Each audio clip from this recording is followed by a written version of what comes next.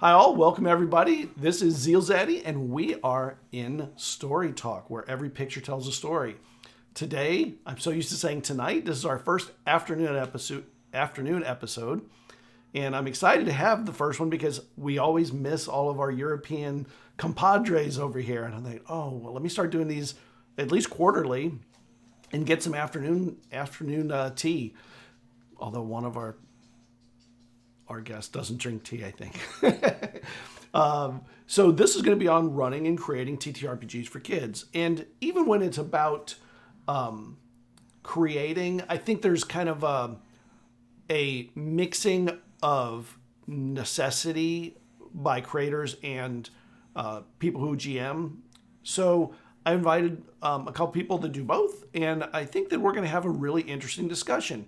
This is a discussion that is rarely talked about, although I do see it where people will drop things in social media and stuff like that, but not talked about on shows. And I think it's important to talk about because, I mean, how else do we get more people into our industry if we don't introduce them? And how else do we use the powerful tools for individuation and things that TTRPGs can bring if we're not introducing them to kids when they're young?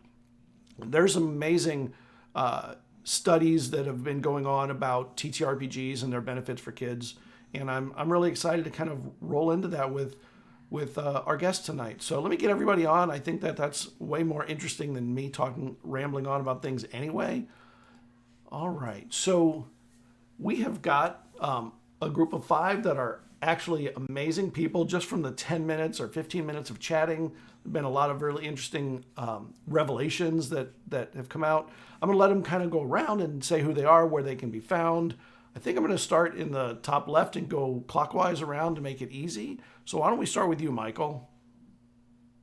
I literally didn't have on my screen. I was like, I don't know who that is. We're all in a line. So, okay, it's me. Hi. That's true. It's me. I'm the problem. It's me. Okay. Hi, I'm Michael. I teach kids how to write using role-playing games at luckoflegends.com. I also make role-playing games for kids and families that help promote literacy, and also for the classroom. I'm a teacher, certified teacher with, 20 years in the classroom, and the last 5 out of it doing this wild thing and running after-school programs and online tutoring. So you can find me at luckoflegends.com. You can find my games there. You can find the All Ages AP podcast that has multiple different arcs at Stories RPG. That's anywhere you get podcasts. And that one, for what it's worth, adults in the audience. This one's really good because you'll be able to enjoy it with your kids. Like, you'll listen together. It's a sweet spot. And where else can you find me? I guess you can find me on itch.io as Luck of Legends, and you can find me on Twitter as @LuckLegends, and Instagram as Luck of Legends. And yeah, if you find a Luck of Legends, it's probably me. Oh, hi. Nice. Squidsy. You're muted? I got it. Okay. Thank you. Hi. I'm Squidsy. I'm the TTRPG designer at Lost Guide Games. You can find my games over at itch.io. You can find me on Threads and all that. But outside of that, I am a mental health counselor. I'm an LPC associate, and I use TTRPGs for kids in more applied ways in that way. I'm also a certified therapeutic game master, and I run camps for kiddos. Currently, I've got a teens group where we're working on self-confidence and communication, and I'm actually working on one for my neurodivergent kiddos to help with social skills. Nice. All right. How goes wild? All right, DC. Hi, my name's DC Bradshaw, or you can just call me Dave. Both are absolutely fine. I publish tabletop RPGs, all kinds of stuff generally, but in recent years it has been mostly games for kids. Specifically, I am responsible for Little But Fierce, which was essentially a complete rewrite of D&D 5e to make it accessible for kids as young as 6 in terms of like language and tropes and rules and all of that, and streamlining it to make it nice and easy and accessible for kids. You can find me mostly at DC Bradshaw on everything, unless someone's stolen it already. So on Twitter, I am DC Bradshaw RPG. A couple of other places I am as well. It'll all be in the links and stuff, so I'm not going to rattle them all off. But main places are Twitter, DC Bradshaw RPG, Blue Sky at dcbradshaw.com, which is helpfully my website. So if you'd like to find any of my stuff, you can find that at dcbradshaw.com. Other stuff, much like Michael, teaching background. I'm not currently teaching, but I'm still in education. And when I'm not doing my day job, I'm writing stuff. Very nice. And Dan. Okay, hi, I'm Dan. I go by DanDMadeEasy. I've been playing RPGs for the vast majority of my life, and then recently I started making kind of print-at-home player aids, which are nice little crafting projects. And since I started doing that, I've been really thinking about accessibility. And one of the things that I've done is I've made all of my products for free for things like running school D&D clubs. So I've been involved with school club facilitators and trying to figure out how we can better support their games. One of the other things that I'm doing is I'm putting together a kind of list, a repository of free resources that can support school D&D clubs, because they're often, kind of finances are an issue, funding is an issue. You can find me on YouTube, DanDMadeEasy.com, and across like all of the social media sites. Nice. And TJ. Hey, I'm TJ Anderson, at TJSonOfAnder on any social media platform that I'm on. I won't list them all out. If you find me on there, you might find me talking more about rocket propulsion, which is my day job. I spend a bit of time talking about that, but I really spend the rest of my time volunteering to bring TTRPGs into public spaces, whether that's public libraries or conventions. I run a lot of games, and I really like bringing games to people, especially people that haven't had access to them or haven't played them. If I had anything to plug right now, I would plug your public library. They have teen and tween events for TTRPGs if you live in a big enough city. Most do. All right. And I'm Scott. I'm one half of ZealZaddy, and you can find us everywhere at ZealZaddy or at ZealZaddy RPG on TikTok. We're not super active on TikTok, but we do post periodically. All right. So the way the show works, I have like a zillion questions, and I will take questions from chat. I do ask, if you have a question, put question in front of it so that it's easier to find if chat gets a little bit busy.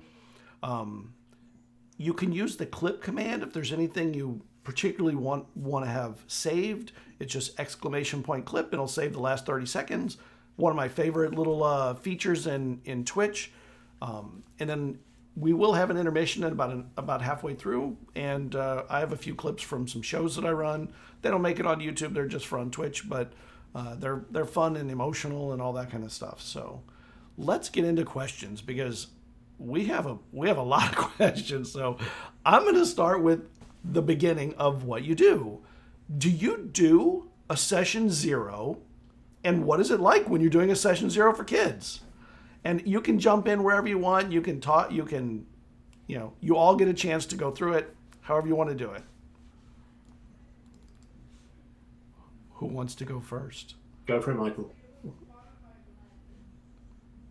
If it's all right, this is like my favorite thing. I got really excited. I was like, oh my gosh. So I teach online using storytelling games. I also have after-school classes that I teach in person for larger groups. The major thing that I use, because I'm using a game that I designed and that we run on the podcast called Stories RPG. And we have a lot of different settings for it. There's one that got released a couple years back in physical form, Starsworn. There's Giga City Guardians, which is sort of four color, heroic exploits. You don't have to play in the Marvel Universe, kids. You can build your own super world. Don't let them tell you that. But there's a lot of different backgrounds. So in the games, I have about, at this point, 15 different what I call setting seeds. So each of these is a slide deck, which has a couple of single seed lore pieces, usually 2 to 3 per setting. So if you're looking at Riftlings, it's a fantasy world in which there was a giant magical apocalypse, and magic is just re-entering the world via these creatures called Riftlings, which are magical creatures, and humanity is sort of struggling with how to deal with Riftlings. So you play a bunch of researchers who are trying to rebalance the world and save Riftlings from extinction, because humans often are not dealing with other critters. So in our session 0, the kids get a quick introduction to as many settings as they have patience for. And it's always surprising because, you know, some kids will be like, they'll hear 3 and all the kids are like, you ready? I'm ready. I'm ready. And then like they want to vote. Some, they're just like, more. And you get through like 20 and you're like, are you kidding me? And they're like, no, we want to make our own now. So we do at the end a vote. And the way we do the vote is every person votes for every setting and they get to say yes, no, or meh. And if they say meh, it's a 1 point. If they say yes, it's 2 points. If they say no, and I always say to everybody, I'm like, only vote no if you're like, oh, heck no, I would never, absolutely not ever. That's a 0. We tally them up just to get a short list of contenders, but I always make clear to kids 2 things. 1, you can do absolutely anything you want in any of these settings. None of these are meant to limit you. They're just meant to inspire you. Pick the ones that you get excited to write for and that get your imagination going. Don't worry about, well, can I play a dragon if we go into the sci-fi? Yes, you can. If you write it into reality, all we have to do is ask the follow-up questions of how it fits into our lore, and we can make it work. The goal is, and I tell them this, it's not majority rules. It's we'll discuss it. This is a way for us to get down to a short list so that we can all chat with each other, because effectively we're a writer's room. You are going to create this world together. This is just our starting point. And so as a result, you know, nobody should have to commit to a script they don't want to write. We're going to figure out the thing that everybody's excited about. And I always make it very clear, we're not going to play a thing until everybody is going, yeah, that one. And it's a really important moment because what you're really doing is establishing 2 things. You're establishing agency. You really can say what you want. You really do get to say all the things. And 2, you're establishing ownership. Whichever of these you pick, it's yours. I'm not stuffing it down your throat. Nobody's making you choose something you don't want. It belongs to you. And when I say you, I mean all of you. We all own it individually and collectively as a group. And then we begin building characters and they get a chance to start building their own lore before we get into our first play session. So even beyond a setting, you know, a session 0, it's almost like a session -1 because the world is theirs. And if the kids get stuck on like 2 final ones, we'll do a mashup. Some of our best games have been awesome mashups. We had a bunch of kids who wanted to play Goblins, and they also wanted to play RimWorld Rebels, which is a futuristic overthrow the awful central government of a corrupt space empire. And they were like, okay, Rebel Goblins. And they squashed them together, and they played a bunch of mutant goblin outcasts who'd been stuck on a former amusement planet as a way to keep them from causing trouble. And of course, hacked a drone and got off world and started causing trouble again. And it was wonderful. But yeah, I think agency and ownership are huge. And I think it's one of those things that's a best practice in any storytelling that you do. You know how like with design, if you design a pair of shears for folks with, with really bad problems with joints, they'll end up being a much more effective shear for everyone. I think the same thing can be said about designing for education and kids and storytelling. You get a lot of great best practices coming out of working with kids. I'll just follow on some bits of that. I mean, I like the idea of hooking, in a session 0 or a -1, or at least, or even just floating the conversation of, oh, do you want to play a role-playing game? Is hooking it in media and things they know, because obviously kids don't necessarily have the tool set, the vocabulary. If you talk about genre, they're not quite going to get that yet, potentially considering their age. So I always like kind of choose a movie or some movies that you would like it to be like. And it doesn't mean it has to be that thing exactly, but the feel of it maybe. Yeah. But you just got to be specific on that one.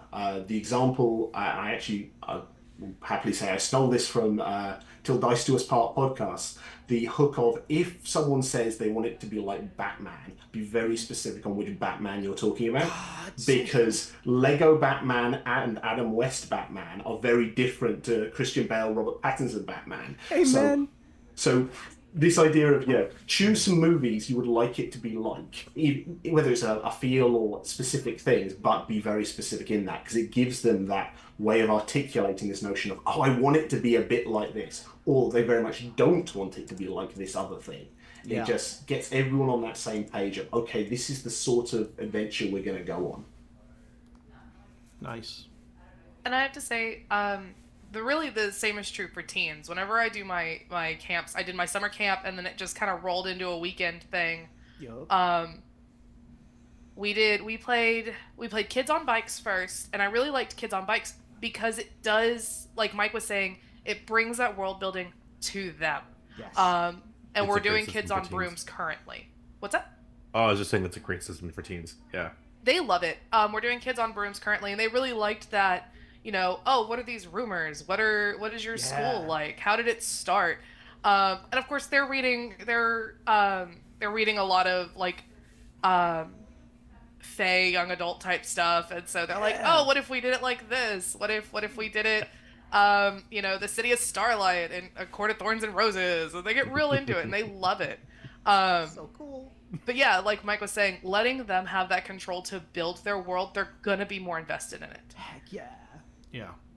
I love any game system where world building is part of it. One of the ones I'm going to be running this year, Invisible Sun, you build part of your world as you start. Now, it's not a kid's game, but any time that I see that as an option, I'm all in. I have a very different experience in that most of the games that I run are short or like time limited and in a scheduled time and space that isn't mine.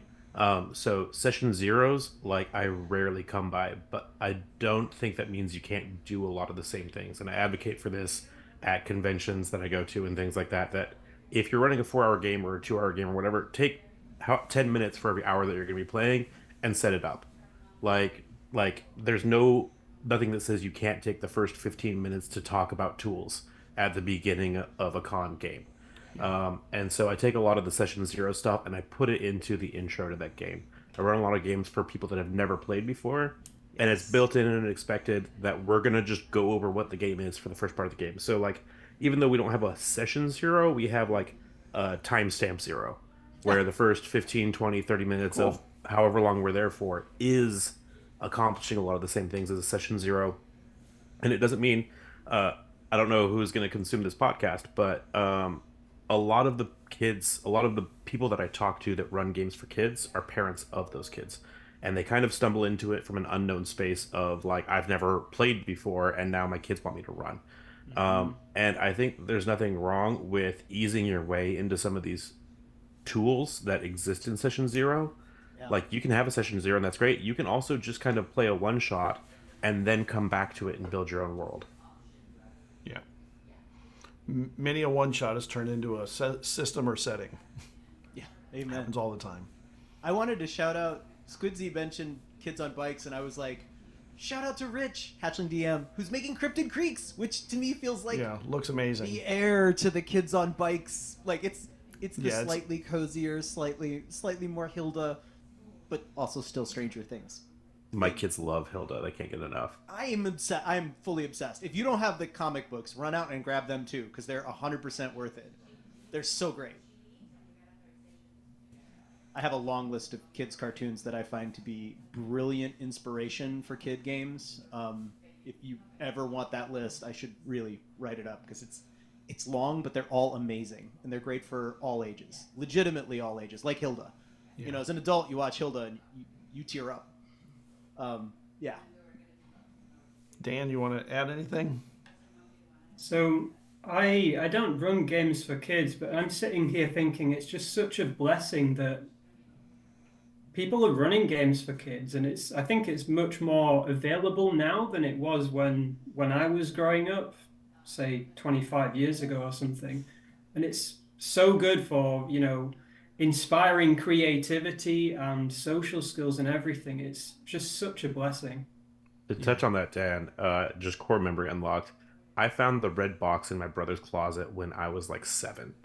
Red box being like second edition D&D, here in the U.S. And I was like, oh, I want to play, I want to learn. And my brothers, they were in high school, they were significantly older than me, and they were like, no, no, no, we're not going to teach a 7-year-old. And looking at it now as an adult and having looked at the rules of second edition, it wasn't just that I was an annoying little sibling. It was that as teenagers, they didn't have the tools to teach a 7-year-old how to play D&D. And it just wasn't as accessible to kids because it was an afterthought, right? And I definitely think that obviously with all the creators here and with all of the products that are on the market now, that it's definitely something that people are more in tune to. I mean, you go to any place that sells modules and search for kid specific ones and you can find them. Whereas that wasn't a thing, when we were growing up per se. Yeah. We got a couple questions coming in chat, so I'm going to go through them real quick. Let's do the first one. And I think this must have come about when you were talking about some of the kids wanted to create their own after they started. So do some kids get into the rules themselves and are they like future rules lawyers or something? Well, okay. Is it okay for me to answer that? Yeah. I mean, I think that you were the one that inspired the question. Well, so it's very interesting because I think, so classic, the way that everybody learned, a lot of us learned on D&D. My experience was in the 90s, so I actually learned on Palladium.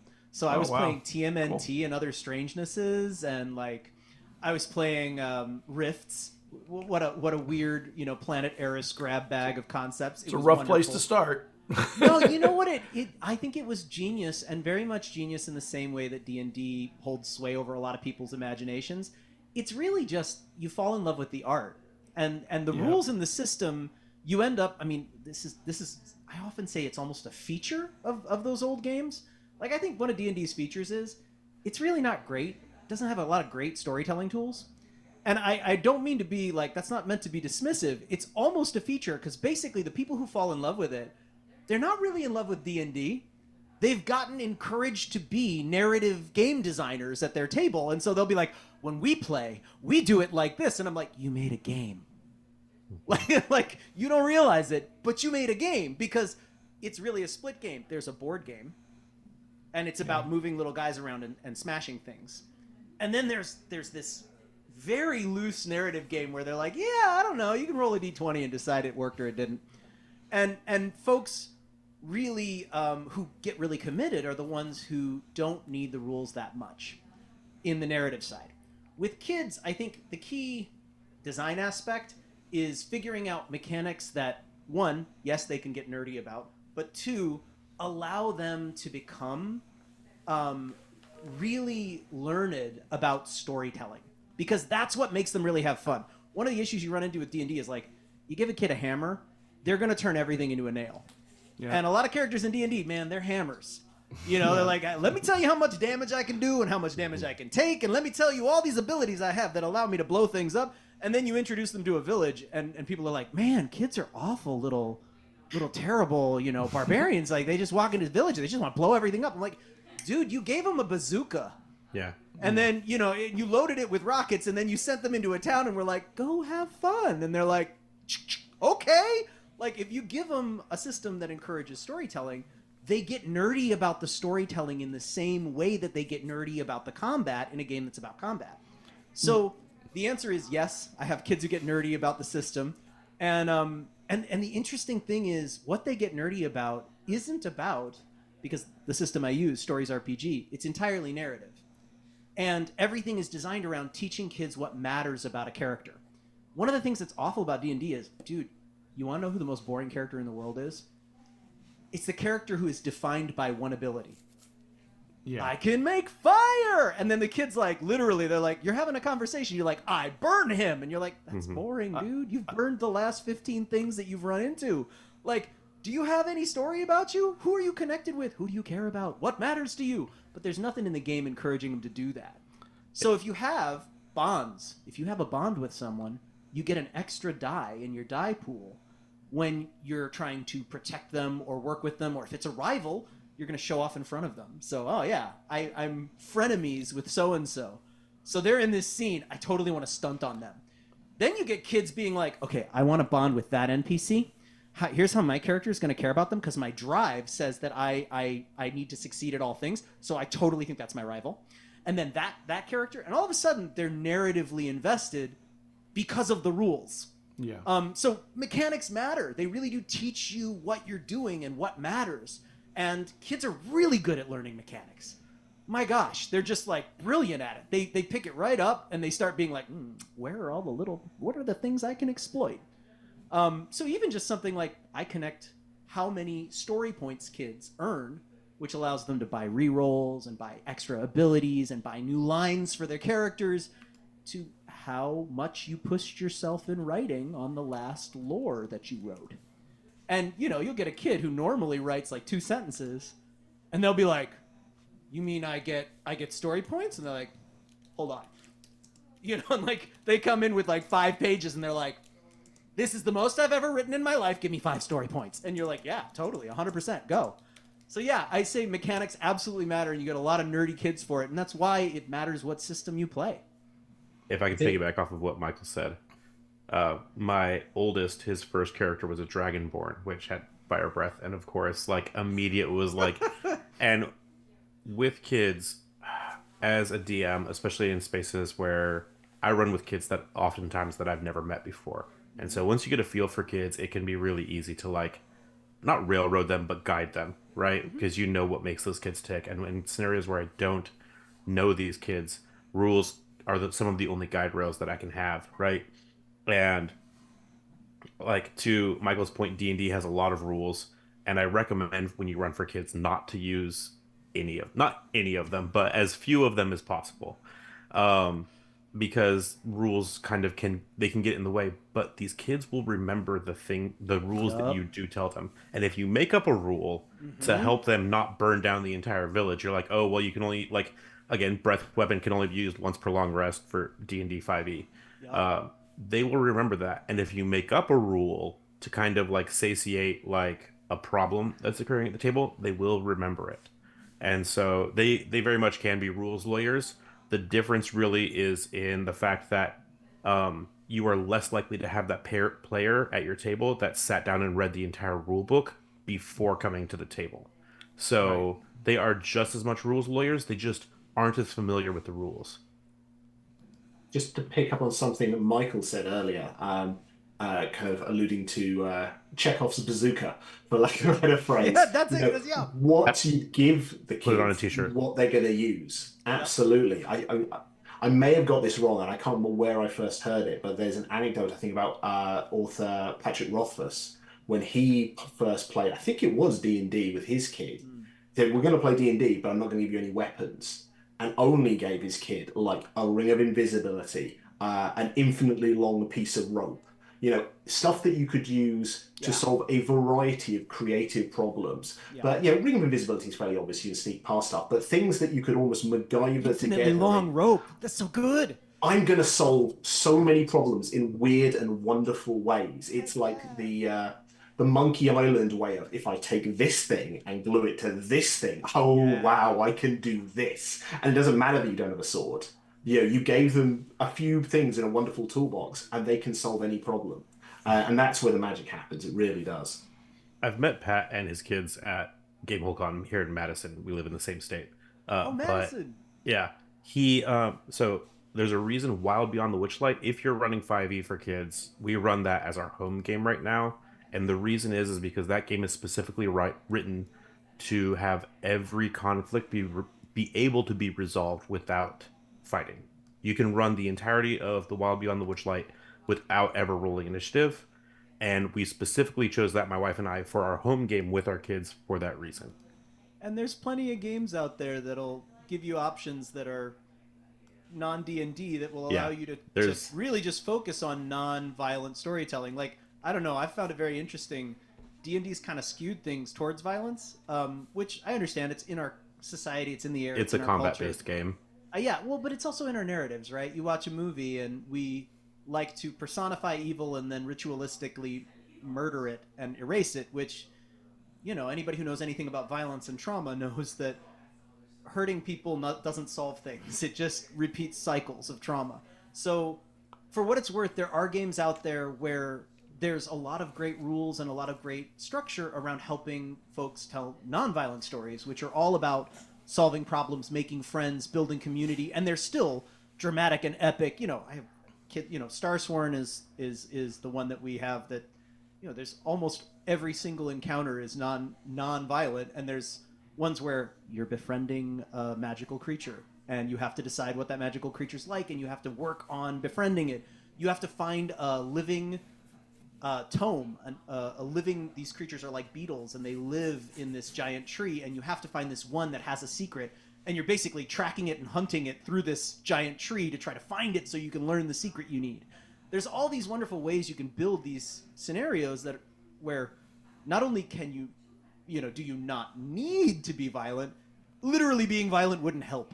And I think that's one area in working with kids, I don't know, for me and for my work with kids and also work with adults, I've just stopped enjoying fighting.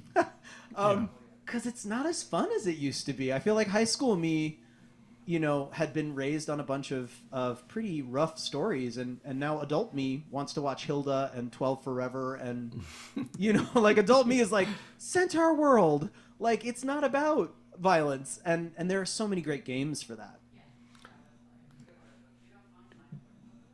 If there's no more, I'm going to go to the next question. I don't know if you know, wanted to add to that, but there's an interesting question that I'm going to modify a little bit.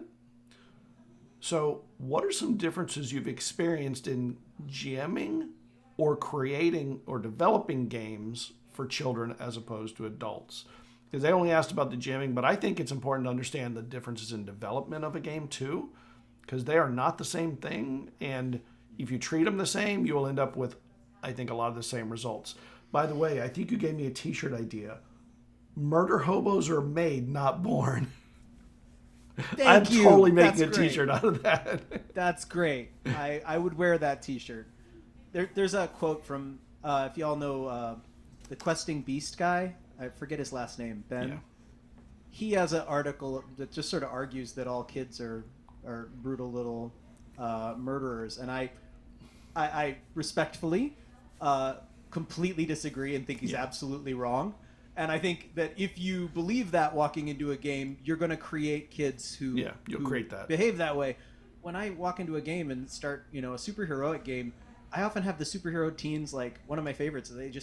They'll go sing karaoke in the local boba bar and make a viral video, and it'll get popular, and then they'll have to run away from the crowd, and you know, or they'll make a sanctuary for super animals because they decided animals mutate too, and then they don't fit in their environment. So let's build a floating island where they can be safe. You know, like that's the kind of stuff they come up with when you're not saying, here's Chekhov's bazooka. Yeah, I have an example of that in a little bit. Sorry, Squidzy, you had wanted to say something. I just got really excited. I apologize. No, that's totally okay. I was thinking about what y'all were talking about with the kiddos and the rules lawyer, and then the question that was just proposed, and kind of meshing the two. So I don't create games for kids, but the games I do create, they are not combat oriented. We just released Neon Shadows. It uses a card-based system. Shout out to Grim who developed that, and there's no combat.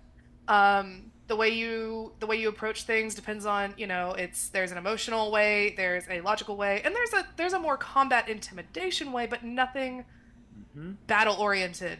But the difference in creating games for kids versus adults, and like I said, I don't create games for kids, but a lot of my games could be used for older teens.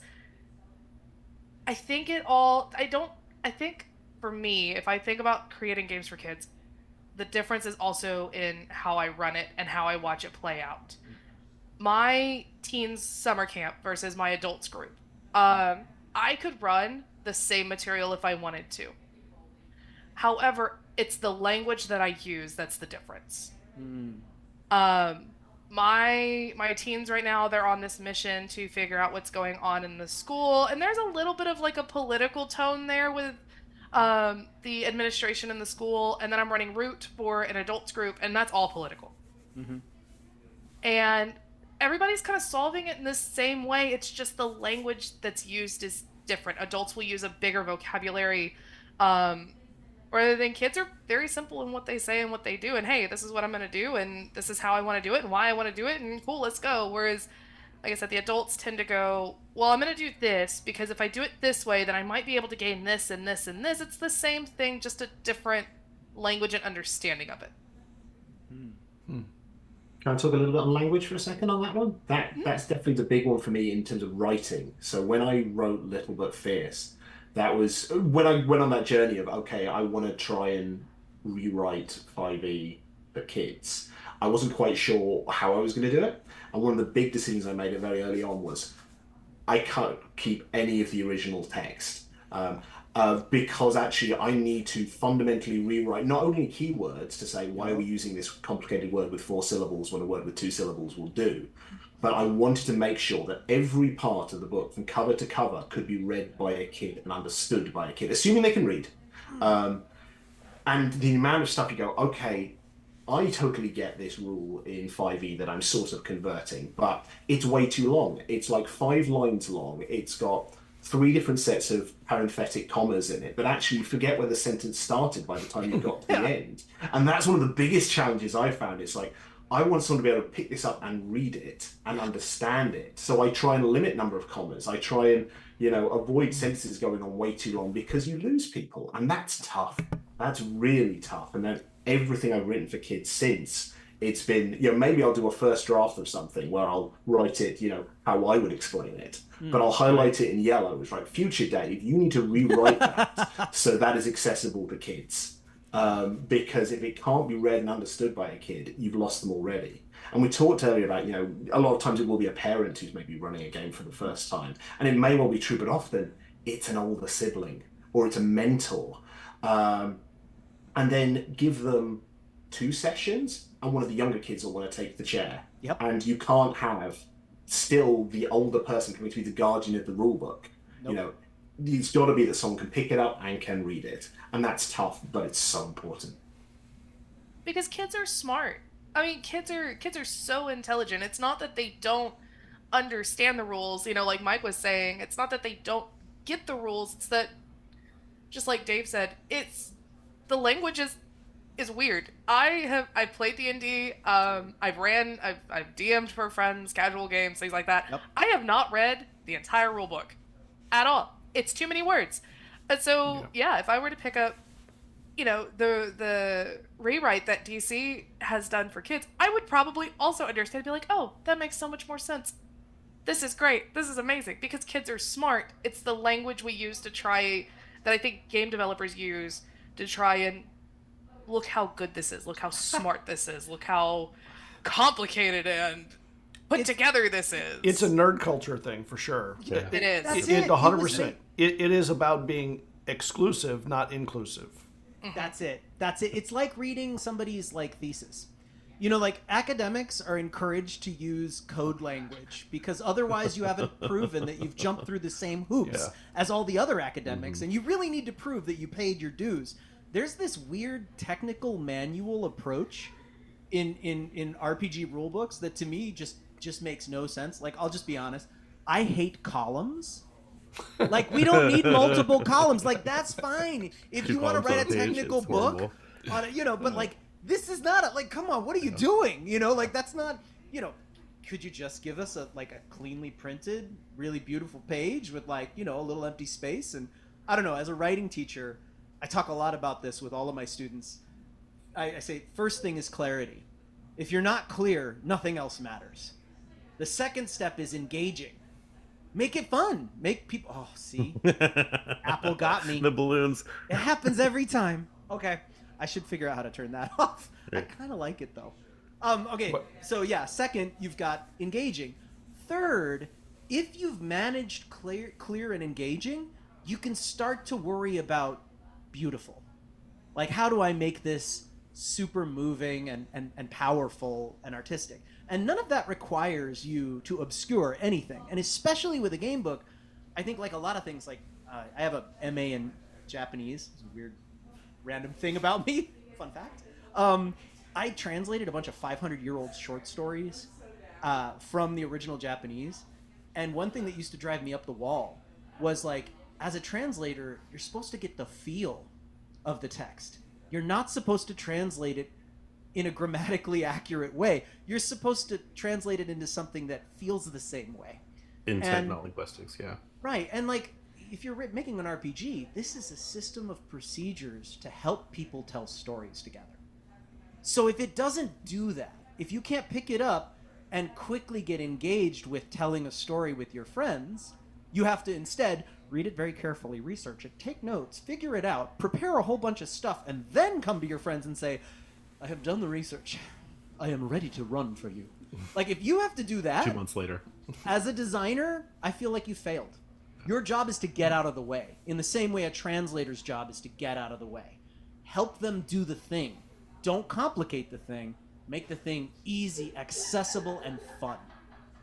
if I can come back to the original question real quick about the difference between adults and kids, and assuming that the person asking has run for adults before but hasn't run for kids and wants to know what is different about how you approach that, the pitfalls of running for kids, I promise you, you've run into them with running for adults. You have that player that cannot stay on the plot, that can't keep the plot for anything. Just imagine you have more of them at your table. If you have that player that is really dead set on their like origin story that like makes no sense, you'll have that player at the table as a kid. A lot of the things that you run into, you'll run into with running for kids. Just imagine that they've all drank a Red Bull first. And so you bring like 10 times more energy to that, and you have multiple of them. And the tip I would have for that, which other people have really hit on, is keep it short and sweet. And by sweet, I mean simple.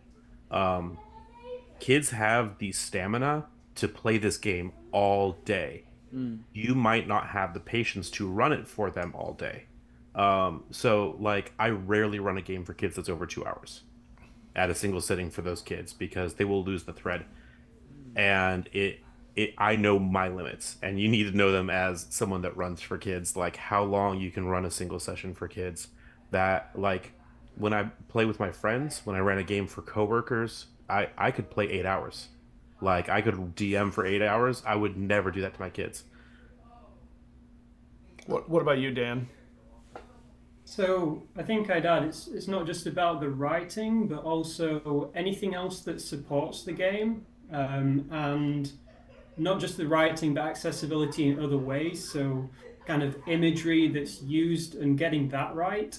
So for example, I've played role-playing games where you need literally nothing. So Rises, for example, you just set a couple of words with a couple of numbers attached to them, and that's all that you need to play the game.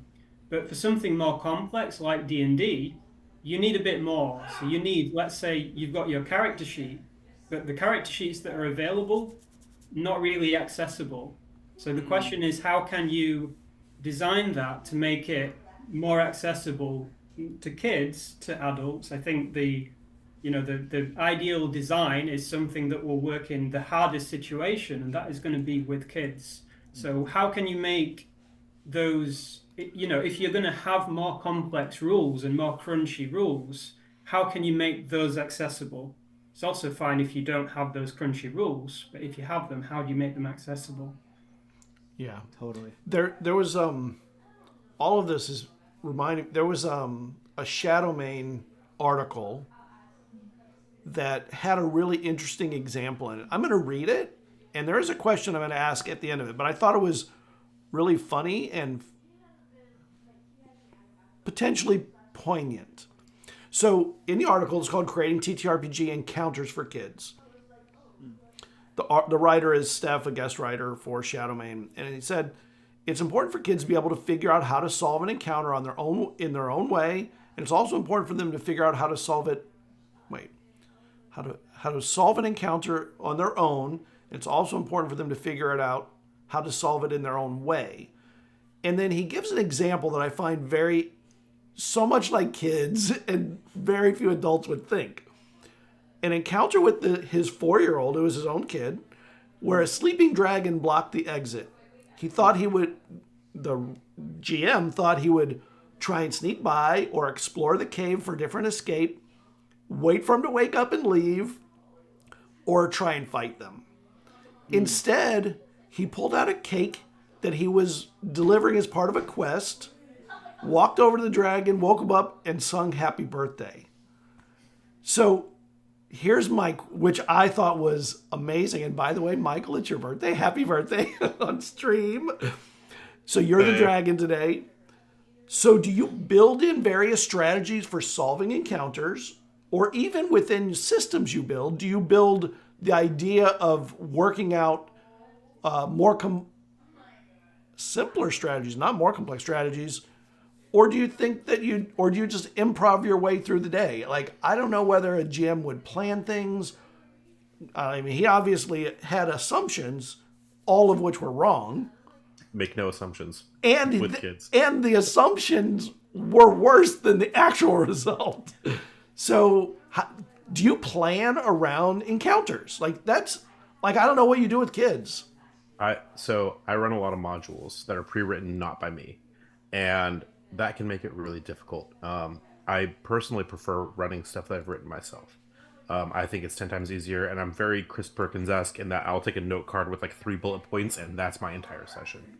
Nice. And I will just go from there. And that's easier, in my opinion, for kids, because they are so creative, and you want to read, like, they can teach things so well. This is why we need to bring these games to kids, is because they're very good at teaching things that kids need to learn. It was something that was kind of talked about in the last one, is that, like, you know, we use really long words when we could be using shorter words, and the only reason that we as adults are better at some of these things is because we have, like, cross-applicable skills. We have learned other things that we can now apply to TTRPGs, but we now want to use these TTRPGs to teach these skills to kids, like leadership and cooperation and, like, team building skills. You want kids to learn these things, and TTRPGs are great ways of doing that, but you want to be able to make the TTRPG do that for the kids, like Michael's using it to teach them to write. And in order to do that, you have to be able to reward their creativity. And in order to do that, you have to not just like change how you lay down the tracks for keeping them on rails. You have to say, forget the rails, throw them out completely. I'm going to follow you. And your biggest challenge, honestly, for me, is getting, like, because they're all out there with the machetes trying to blaze a trail. And the biggest challenge with kids is trying to get them to agree on what trail to blaze. And once you can do that, then you follow them out there and they will blaze the trail. And your job as the GM really is just to keep up.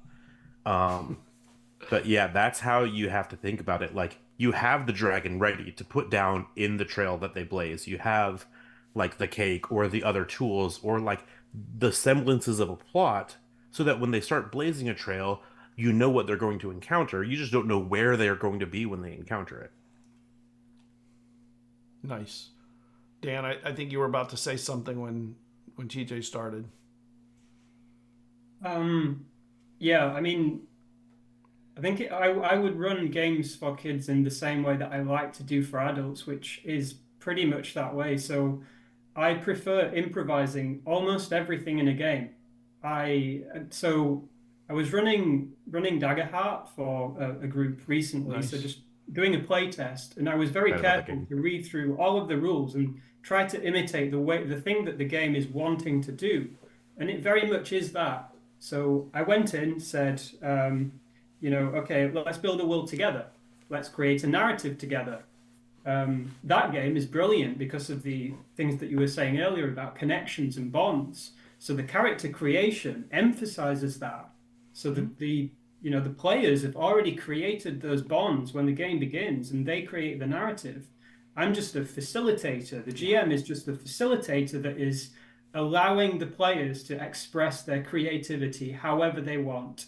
You have a set of tools that you rely on, so your list of adversaries or whatever, but really it is the player's game. Nice. May I jump in? Sure.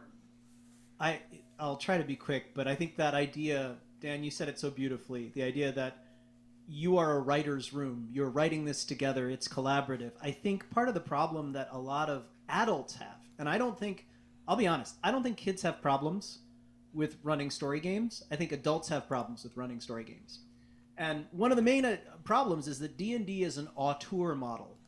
It's this terrible pressure where the GM has to prepare all this stuff in this elaborate world, and it's all this unpaid labor, and then they come to the table and go, look what I have made for you! And it leads to some problems. One of them is, sometimes the GM gets a little salty, because they're like, I made all this stuff, and you just show up and enjoy it, and I'm not getting paid, and I'm getting tired with my unpaid art.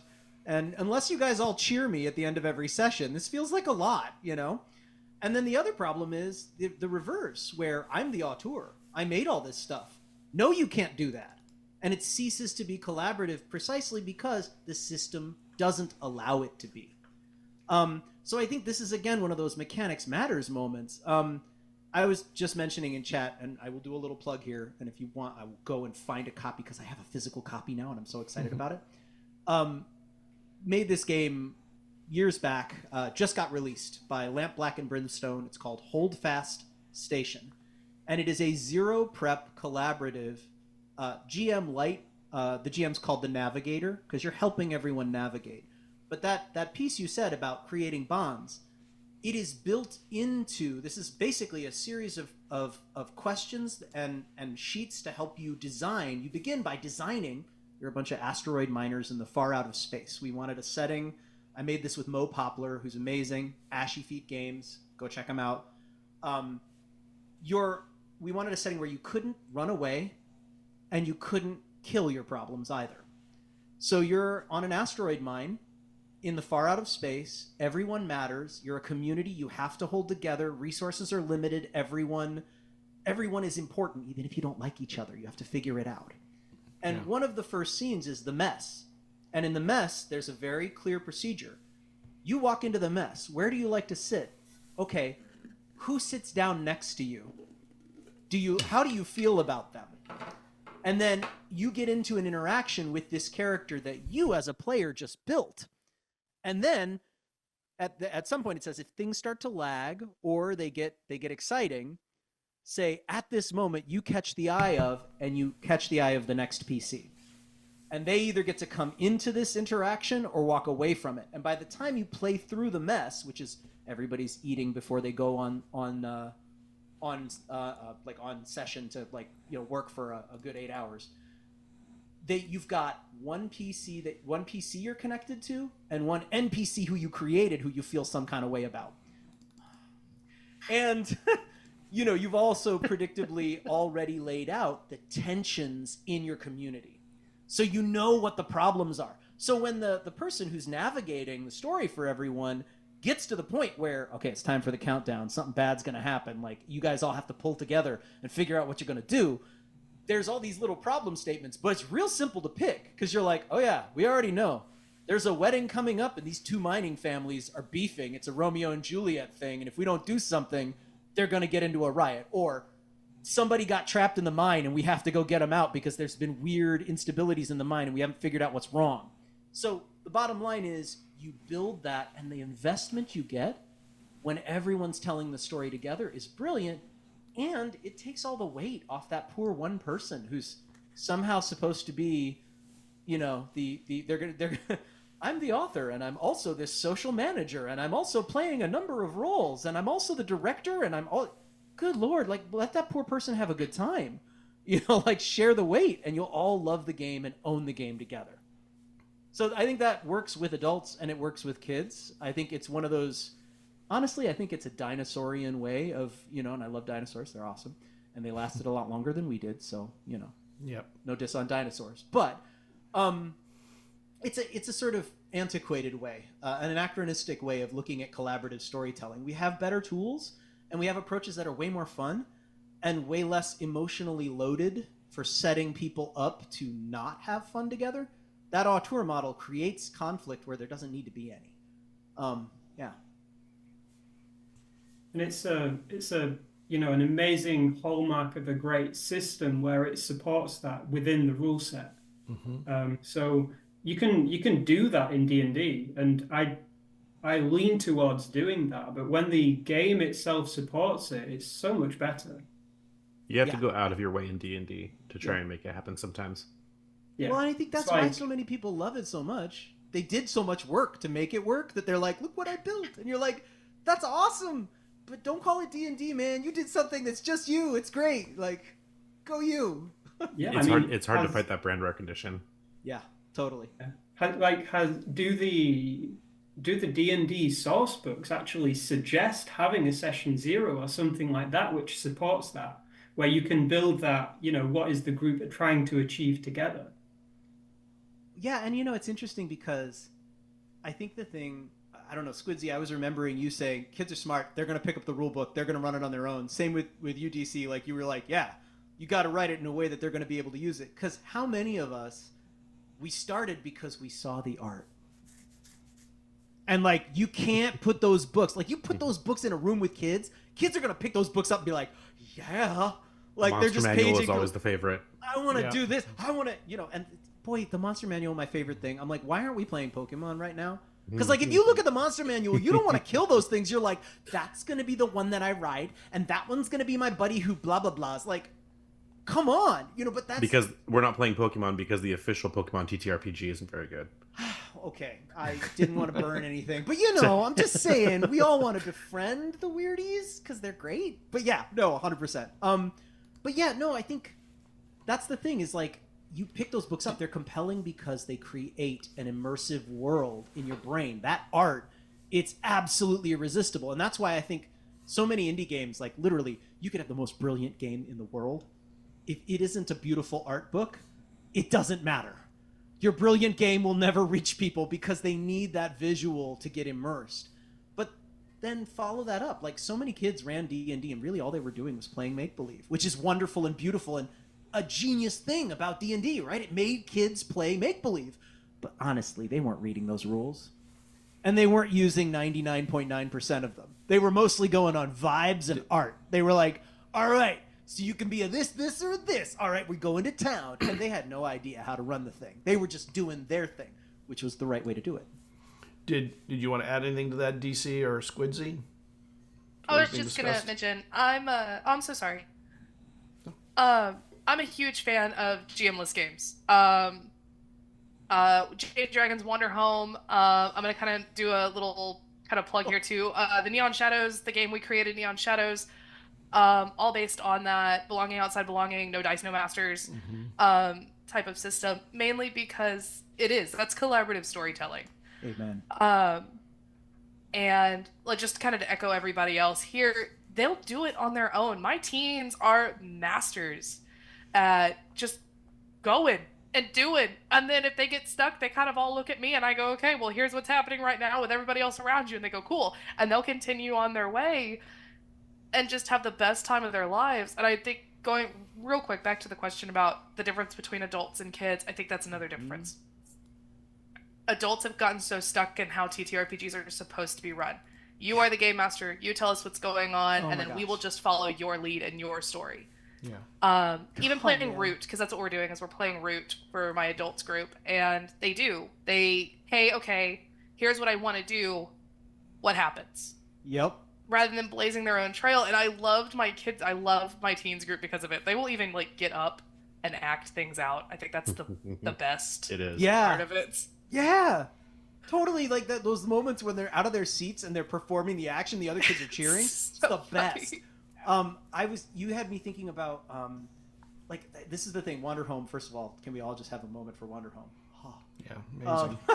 Well, like unbelievable work of art. But really and truly, that idea that adults need to unlearn.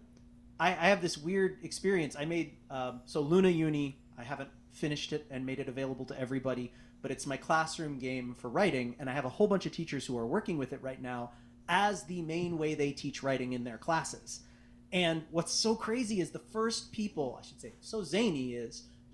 who used this were two guys I lucked into meeting on Twitter, beautiful, amazing teachers in Maine, and they had never played a role-playing game before and in their lives.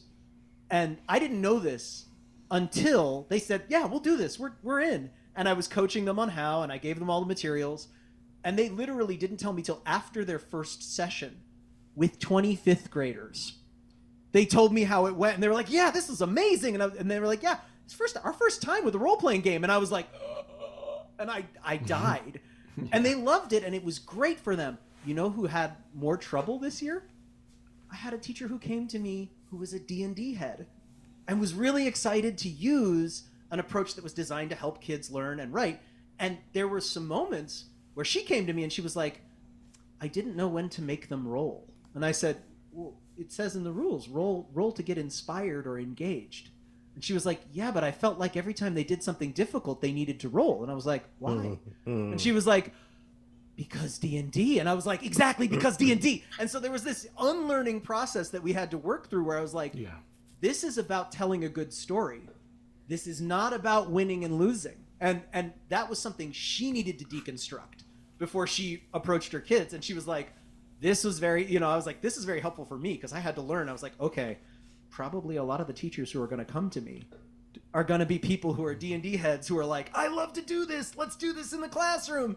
And I need to have a section. It was like, if you've been running a lot of D&D lately, here are some things that you might do that you might need to unlearn. And so, yeah, it's definitely thinking collaboratively and sharing agency and ownership, and also thinking less like a win-lose board game and more like a how do we tell a great story. Those are things that, they're built into D&D than to be wrestled with. Did you want to add anything in there, DC? Just a small bit of this one. I apologize, there's a small plug in this one as well. Okay. But I think you can have a lot of fun. We talked a lot about improvisation, improvising the story, and everyone getting involved in it. But I think you can also have a huge amount of fun when you create rules together. Because actually, whether it's a house rule that the storyteller comes up with for whatever reason, or it's a case of, well, actually, we've not figured this out before, so let's figure out how we're going to do it together. I think you can have an awful lot of fun. It's one of the principal ideas I came with when I came up with a very silly game recently called Calvin Core, which is a pastiche on the wonderful Caltrop Core and inspired by a wonderful series of comics, which I definitely don't have the rights to, but it's respectful. The idea of play a game with the simplest rules ever, which was literally you start off with anytime you try and do something that's really tricky, roll a d6, you succeed on a 5+. And then the second rule is, well, if you succeeded, then someone else at the table gets to come up with a new rule. Grab a piece of paper and scribble down a new rule. Or if you fail, you get to come up with a new rule. And you just create a game together. And the third rule attached to this is it's got to be fun. Providing the rule you come up with is fun and isn't about making sure that you can win or someone else can lose. As long as it's fun, it's all good. And it means that not only are you collaboratively storytelling, you're collaboratively coming up with a game that, as you said, Michael, everyone will remember. Yeah. And maybe some people have come in from a D&D perspective and it's all about, well, I think we're going to have a rule for how we do, something very mechanically exciting. Or it could be someone coming in and going, if you're petting the cat when you roll the dice, you can roll twice. And that is the thing that they're going to take from that game. That's the story they're going to tell. Oh, good. I played this game last night and everyone was trying to pet the cat, to make us, defeat the dragon or whatever it was. That's the story you're going to tell. So it's not only about paranoia. It's not only about the creativity of the storytelling. It can be about the creativity of coming up with the rules as well. Because as you say, they'll remember it, and that's the story they'll tell, and we'll have that fun. Yeah. Well, we're about we're a little bit more than halfway through. We're going to take a few minute break. When we come back, we're going to talk a little bit about the most complicated stuff here, the emotions of kids. So we'll be back in about 5 minutes, and we'll see you in a few. Hi, everybody. Welcome back. We've had a few minute break, and I'm going to start with a game. So Snowbright Studios puts out a beautiful game called Ink. And it is a game built in a way that helps kids deal with death, the darkest of subjects, right? But it lets them see it from a beautiful perspective and understand a little bit more how they feel about things. So my question came from that experience learning about it from Snowbright Studios is a lot of games around kids aren't really built for the fight. They're built for learning something, reading or whatever. But a few, and I don't know the number, but a few I've seen are built around building personal emotional intelligence about their own internal function, like how they feel things or how they can feel things or express themselves, what's going on in their minds. Are you able to create rules to guide that sort of process that really builds on the internals of kids, of the things that are difficult and complicated? And once you've built those rules, how do you express that as a GM? So I think I'm going to start with the developers, and then work to the GMs, because I think they're two different perspectives, all trying to achieve a great end, a great aim. So either DC or Dan or Michael, you're creators. The others run more. Actually, all four of you are creators. I think TJ, you're the only one that isn't a game creator, aren't you? Published anything? No. Okay. I mean, I don't want to say I hate the term creator like that in that regard. You're a creator. Yeah, no, but I'm definitely not the person out here. I'm the only one out here that doesn't have a website you can go to find references to things that I, can be downloaded or published. So, okay, yeah, I'll touch on some of this stuff. I mean, it kind of links to, and whether we'll cover it in more depth later on, or this is kind of a segue into it. It links to kind of the safety tool style stuff, which links to playing, but also the design. It's about, I mean, I've never written anything that, directly addresses, some of these topics head on, but it's about baking in the safe space into the game, so you don't force a confrontation with the scary ideals, I think is really important. So, and that can be choice of language, that can be choice of themes, or giving, options for how you want to address a particular topic or not. Going back to Little But Fear stuff, I made a choice to make sure while I include undead creatures, I don't call them undead because it's got the word dead in it, which could be very, very triggering. And there's no need to force that, so I have them as the lost. It's a very vague concept. I have characters being, badly hurt, which means they could recover later on, but they're kind of going out of the game. It's making sure you're not forcing the concept of death, but you leave the door open so that if they want to explore that, if they want to touch on some of these things, there is a safe baseline before you start that. And then it links into, as we said, the safety tool stuff. I think we're all aware of, an awful lot of, the kind of standard safety tools in terms of, lines and veils and the like. One of my favorite ones that I actually put into it's the start of the storyteller section, Little But Fierce, which I just call having fun. It's about not making assumptions and making sure everyone is having fun in a game. My favorite safety tool in that is building in the remote control, so that essentially it's a pause, rewind, fast forward, so that if there is something happening that is making making a player uncomfortable about what's happening, they can hit pause. No questions asked, they can hit pause, and we can step away, we can go and grab a biscuit, and we can decide what we're going to do about that and what they want to do about it. But there's also rewind and fast forward, a no questions asked rewind of that thing that just happened, that just appeared from out of the shadows. We want to go back and something else is going to happen. That's just nope, and no questions asked. We're rewinding, and we'll go a different way. It's like that old "whose line is it anyway?" Give me another version of that. Give me another version of that. So let's do that in a different way. But equally, there's fast forward, which is okay, I'm not ready to confront that thing, so it's going to happen, but can we skip over it? Can we jump to the next scene where the scary thing happened, but we're not going through it? We're just coming out the other side of it. Yeah. And it gives a variety of options of how we can comfortably handle a slightly scarier topic or a slightly more real topic, but it's in the hands of the players. It's not the storyteller, if you have one, forcing something. It's saying, right, we're opening the door slightly to this thing that it's not on anyone's list of stuff we're not going to cover, but it gives the players the choice of how we address it. I do want to say pause, fast forward, rewind is, for a narrative moment, is so much better than just like the X card is great. And it's very applicable to all games, but I think for pause, rewind, and fast forward when you can use it is so good. Obviously, it's one of the reasons we've been ragging on D&D a bit. It is hard to do in D&D with a lot of the mentality that people use when they come to that game. but it's such a good tool when you're trying to have emotional moments or trying to let people get as close to the uncomfortable as they can. Because I mean, oftentimes, I mean, I'm sure Squiddy can talk better to this being a therapist, but like that's where you see a lot of growth in people. Mm-hmm. Yeah. Hop in. Anyone else? I agree. TJ is absolutely correct. I love pause, rewind, fast forward.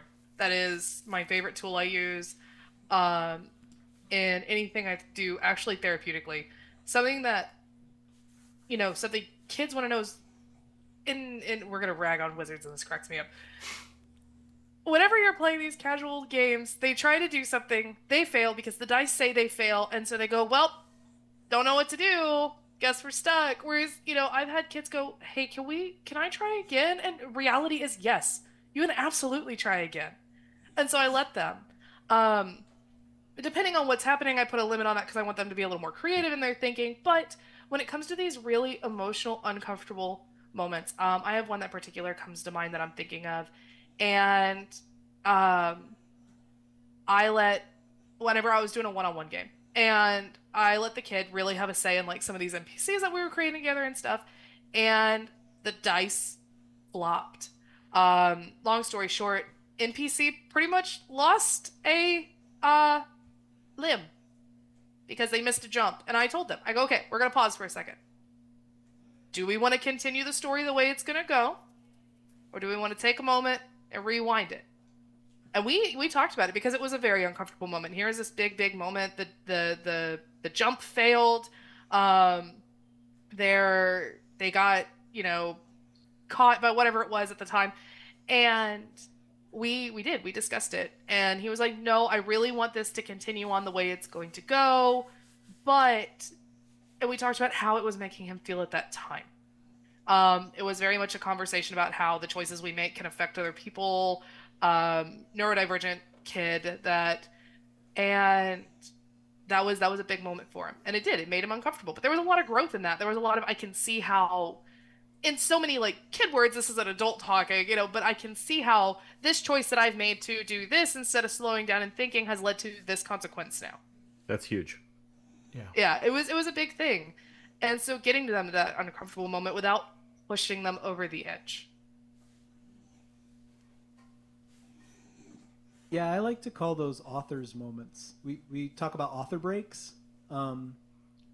That's my approach, but it's because separating yourself from the emotion that the character's feeling and considering the narrative from a larger perspective can be really helpful for kids who are emotionally immersed. Because one thing I've found in a lot of my work is that the hardest thing for struggling readers, the reason there are struggling readers, is that it's so difficult to decode the text that they can't immerse in the story. So they don't have that experience that fluent readers do of being the character in the moment and becoming unaware of the process of reading.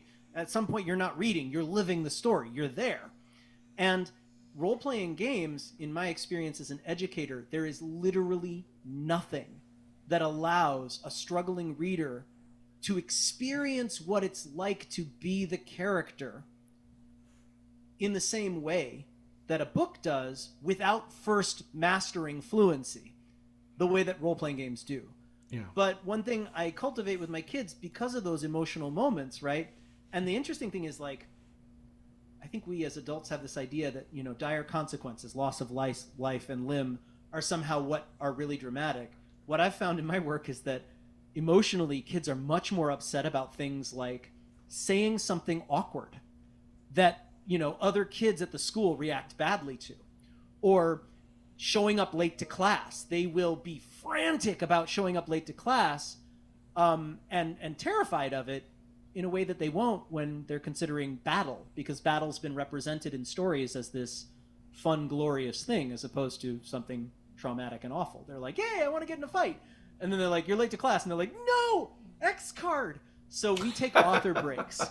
And the author break is, they really will. Like, they will panic about being late to class. And then they're like, "Can we punch him?" And I'm like, wow, okay, you know, It makes you wonder when we're traumatizing our kids, not if. exactly.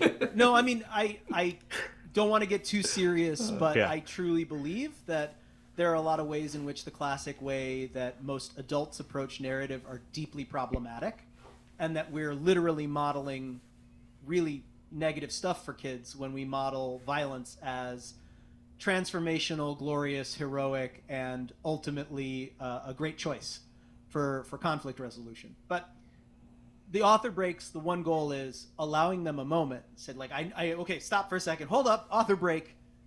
Your character might be really upset by this. Step out of your character for a moment. As an author, would it be cool to see your character have to struggle with this feeling? Or would it be something that you just don't want to do in your book? You're just like, nope, we're not going to go there. We want things to go well for this character right now. Because remember, and we talk about this a lot, good stories thrive on drama. So if you get really upset in this moment and there's a moment of really high intense emotion, maybe that's awesome. Like, maybe we want to lean into this and explore this, and then that gives your character a chance to grow. And wouldn't that be cool? And kids will very often get very mature. They'll be like, yeah, I was feeling uncomfortable, but honestly, like, it's, you know, we always talk about, you know, we'll talk about whatever stories everybody has read, but we'll talk about, you know, who do you love as a character? And the answer is always characters who are fallible and struggle and have these moments where they mess up. They're the ones you fall in love with. Yeah. So you want to encourage this idea that this is about telling a great story, which is about drama and high intensity. And we can always break and say, as authors, how do we feel about the way the story is going? But, you know, to allow that agency is really key. I think it's also important to make sure that you can put in some safety nets in them and establish them up front. It's the bit I kind of refer to as dead cats aren't fun. It's the, you know, loads of, I think every time you'll ever play a game with kids, they'll want a pet. You know, they want a dire wolf or a cat or a raven or a, you know, pygmy dragon or something like that. They'll want something like that. But I think in a lot of cases, you just want to tell them up front, that's absolutely great.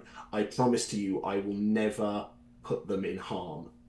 You know, or unless you choose to do something, they will never be in harm. You know, and that gives them the freedom to say, I want to have fun with this character. Because if you put them in a situation where, oh great, you've got a pet cat who can pick locks and you've got a telepathic link with them, I think for a lot of people, kids and adults will go, I'm never going to use that. Because if they go into a trap, they could get killed. And then immediately, this is now not fun. Not in any way. But knowing the fact that, oh, if something does go a bit wrong, they'll jump into your cloak, or they'll run away and you'll see them again when you make camp. You give them that up front so they're not worried about taking chances and having fun and doing dramatic fun things, because that, you know, little feeling in the back of the head of, oh, this could go terribly wrong, that's sated. That's never going to happen because you've established this safe space up front rather than reactively. Yeah, one thing, I think that the systems often, if they're well done, they explicitly or implicitly guide how it should be played anyway. And a good game that one I love because of one rule is Tales from the Loop. There's no death. The players cannot die. Now, it frees them up in a lot of ways, but the trauma of being grounded for a week is often, for a younger kid, a potent, powerful incentive. And I think a lot of the better games now really try and build the way that the system is built is to guide a narrative that is a little bit more narrow than what D&D tries to do, which is it tries to be an all-encompassing everything for everyone in fantasy. And I think that you can't, I don't say you can't, I think it makes it very difficult to help the storyteller or storytellers, if it's GM-less, understand what the game is trying to do, or allowing you to explore if you don't have a few of those rules in there to kind of guide that. One thing that I liked about Ink was that it was purposefully built to discuss death. And I think there's something beautiful in a game that is so narrow that that's what it does. So I'm not sure if that completely addressed anything or not. Were you going to say something, Squiddy? I was gonna bounce off of that because these talking about these less dire consequences, like Mike was saying, and just kind of echoing everybody. It's my teens, they kill me.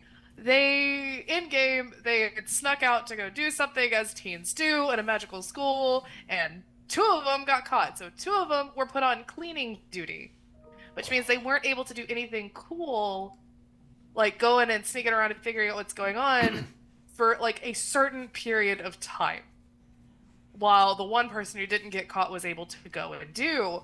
And that was a big enough consequence for them that they were like, okay, we have to think really smartly about this. We can't just go diving out of windows and hoping nobody hears us hit the ground. Yeah. Yeah, they are wild. There are a bunch of girls. My camp is right now, it wasn't restricted, but it is. It's these girls, and they come up with some wild stuff. And that was it. That was their okay. So we have to be a little bit smarter. We can't be completely reliant on these dice rolls. We do have to think a little bit. Yeah. Have you had kids that have had spontaneous expressions of emotions like crying, or we're all familiar with the uncomfortable laugh, or even just running from the table, and if you have, how do you handle that as the one guiding the table?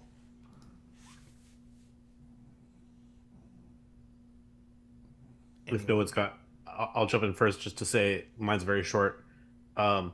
Often my kids are too good of actors, in that the number of times that I have thought that was the case, but in fact they were in character having a reaction, and I was like, oh, like I hit the pause button too early.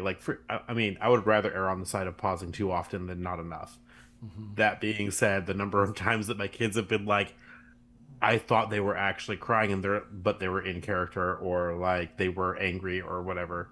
Obviously, frustration is a common sentiment at tables, especially when you have very engaged kids that are talking over each other and things like that. It's always hard. Like as a parent, even away from the table, it's hard. But I would definitely say that, talking it out, that's part of why we're here. And I know those that work specifically with kids are going to have something better to say, hopefully. Yeah. No, I thought that was great, and I really appreciate you sharing your experience because they are really good actors. My teens are the same way. They're excellent actors, but they will actually. What I've noticed is I haven't had any like big emotions that I can think of off the top of my head. They tend to go the route of distraction. Oh, look at the butterfly. And that's how I know is they're getting uncomfortable. But my teens will actually pause the game themselves and go, hey, whoa, did that come off too mean? Because I want to make sure that didn't come off too mean, that didn't come off, in a certain way, out of character and was meant more like this in this character. And that was such a great moment. I watched them do that and I was like, I'm gonna let y'all do. Because they did such a good job. And it was a conversation of, no, that was great. That was just a character reaction. You're fine. Hit the play button. We're off again. Yeah. And so, yeah, but a lot of the big emotional moments, I can't think of any, but it is a lot of distraction. Oh, look, a butterfly. I'm uncomfortable. And this is why I'm uncomfortable. But I'm not going to tell you that. You're going to have to figure that out for yourself while I go do this other thing over here. That pause button is such a good way to explore interpersonal relationships. That's just great. Maybe the best tool out there, I think. Quite possibly. I also think, Dan, you inadvertently hit on something, like by talking about interpersonal, because so often those moments are, right? It is, I don't want to say always, but high percentage, 90+% of the time that I can think back to those emotions, they're interpersonal. And it's part of the importance of doing TTRPGs with kids is like helping them with those tools, because this interpersonal conflict that's bringing them to tears, like they're going to deal with this, and dealing with it in a fake setting, in a pretend world, is going to help them so much more than when they have to deal with it in the real world. So often it's a forum for self-exploration and self-reflection, where actually, you'll end up with a lot of times where, someone will play, and again, this is kids and adults, will play a character who's kind of themselves but a bit better, but actually you'll then so many times have a character who is exploring a facet of their personality that either they think they don't have, or maybe they think they do, but they've never expressed. The classic one being, gender dynamics and stuff like that. This is a safe space to explore something that either they don't think they have, or maybe they do, and they want to explore it. So when you get these moments of conflict, the chance to safely explore them, whether that's continuing the narrative or then to pause, take a breath, and discuss it, privately, it's so very important. And I think that making it a safe space is the best thing you can do as a GM, more so than like something that you say in the moment, because you won't always have the right words in the moment, but making it a safe space for that to come up is probably one of the most critical things that you can do. I just wanted to chime in with, I think in terms of the games you play and the way in which like the mechanics support or don't support you as a storyteller and your group as players, I think it's really important to center agency, because games that center agency send a message from the jump that this is a place where you have choices. Games that center the idea, I've heard people say, well, how are they going to learn consequences if? And I'm like, are you kidding me? Kids live in a world of consequences. Their entire world is consequences. They need a space in which they have the agency to choose. So, right. And since when are consequences consistent? And since when are consequences a positive learning experience? The idea that somehow, that the phrase teach someone a lesson is one of my least favorite phrases in the English language, because no one has a positive reaction or learns a positive skill from having a negative consequence. You don't walk away from the negative consequence going, I always use grades as an example. Absolutely no kid who has gotten a failing grade walked away from that thinking, gosh, now I know how to succeed. That's not the message they get. Yeah. They get the message that they are dumb and bad, and that they don't like this thing that they were asked to do. And as a result, it's a terrible system. So TTRPGs, I often say that like the best game designers are teachers. Teachers design games every day. That's what they do. We're experienced designers, right? Whether you're a teacher or a game designer, that's what you're doing. You're designing an experience for a group of people. I think including agency explicitly, just to loop back to what you were saying, Scott, about allowing people to choose their outcomes. So very explicitly in all the Stories RPG games, you get to choose what the trouble is if you roll a triumph with a trouble. If you fail a roll and you get a trouble, what do you guys want to do? As authors, what would be a fun thing to do? Or do you just want to not fail here? Letting kids choose when they deal with issues. And Squidzy, I just wanted to say, yay for all girls groups. This is another thing that like settings and games really message. I had a kid who was in my games who loved them and tried to get a bunch of her girlfriends to join in games. And her friends said, role-playing games are for boys because they're all about fighting and stealing loot and monsters. And, our games are about transdimensional high school where all the monsters are trying to make it through their first year. And, right. The kids plan prom and we do Battle of the Bands and they go to the Magi Mall and, they create characters they want to see get together at the prom. And then they create characters who they want to have feuds. Like, they love that stuff and they're creating the stories they want to build. Yeah. But a lot of games prevent that kind of storytelling just from the setting itself. They'll constrain you to, this is a game about killing monsters and getting money. Right. Yeah. There was one of the reasons go on. Sorry, go ahead. Nope. No, go. I was just going to say very briefly, it's one of the reasons I don't like, I'm trying not to bash on anything, but I don't like critical success and critical failure tables or decks of cards. While there are some beautiful ones out there that people have made, both of those extremes make that a player experience. If it's a critical success, nothing can be more exciting than a player describing the awesome thing they've done with the safety rails taken off.